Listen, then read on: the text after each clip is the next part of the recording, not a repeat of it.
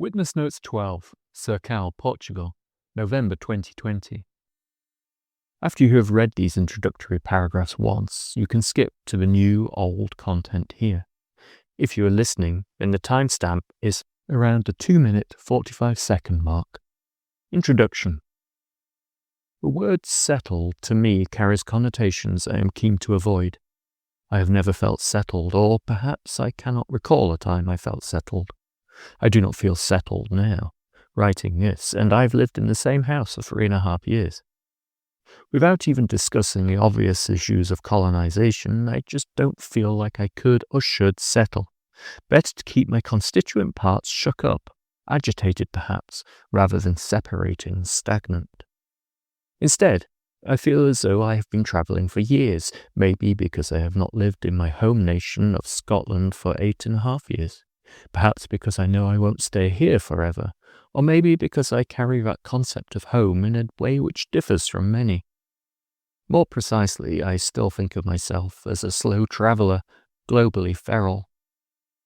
Recently, I've been revisiting places through the photographs and words I recorded when my feet crossed their soil. This is a way of reminding myself of where I have been, not just in space and time, but in mind too. It is a wonderful thing to come out of below and rediscover myself through words I crafted, through the lens of a camera, when memory has wandered in the fog for too long. Thank you, past me. When I first started sharing letters with the world in this fashion 6 or more years ago, I usually began them with a vignette of where I was, a sort of travel diary mixed with nature observation, locking in the setting for the reader before I spoke of other things, and by so doing ensuring that place fed into the whole. It was a useful device for reader and myself both, but as these letters were sent to so few readers and now languish archived behind a paywall, I thought it a shame not to share these snippets again. As such, I am going to share a short series of these sketches accompanied by a photograph from that time, sent to you in date order, beginning with the second eldest. I shall include the above paragraphs in each of the letters in this series, but I shall also include a link at the very start so you can skip ahead once you are familiar with the above words. If you are listening and similarly want to skip, then the timestamp you want to navigate to will be in the same place. Taken without these paragraphs, each is a short read, and I hope you enjoy them.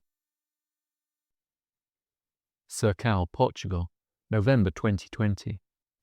November is usually a time of grey, of bleaching, and the last of the chlorophyll leaching away, as winter drags her blanket over all.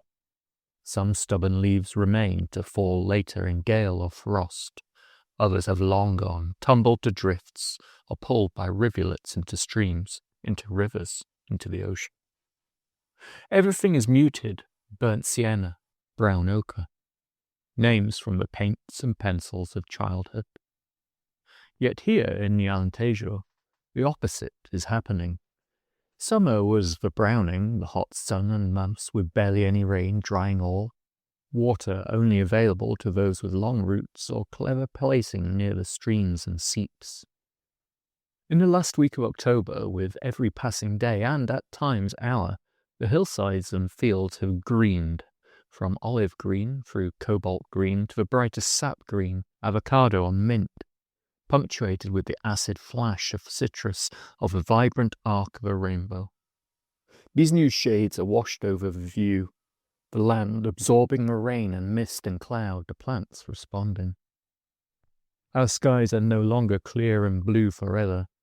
Instead, there are storms and showers, constant rain or sudden, tableau of clouds and tapestry of greys across which are swept returning storks, our resident Bernelli's eagle or wintering hen harrier and red kite. Breakfast has become the time for birding, each morning seemingly providing a new sighting, something from the north, a snowbird seeking sanctuary, replacing those who have decided a sojourn in Africa is sensible. The daylight hours are fading, true, but when I see photographs posted on Twitter of a setting sun in the UK, I am reminded that we maintain longer winter days than much of Europe, and for that I am grateful. Sun is a healing power to me, especially in the darker months.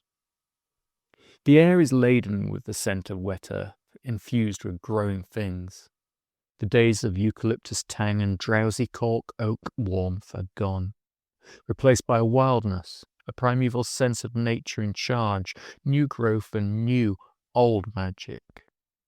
Spells whisper at the edge of hearing, each new blade of grass or tendril of vine carrying another word, another verse, and soon the emerald enchantment will be complete.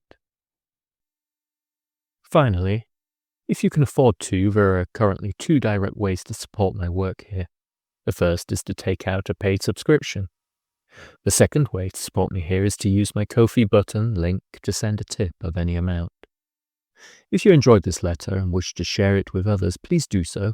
I love it when someone shares my work. I also love it when you comment on a piece, really love it. Although I always read and appreciate these comments, during 2025 I was not as good at responding as quickly as I would like, but seeing as my word of the year for 2026 is communication, I like to think that will soon change. Finally, many thanks for reading. I truly appreciate each and every one of you who does.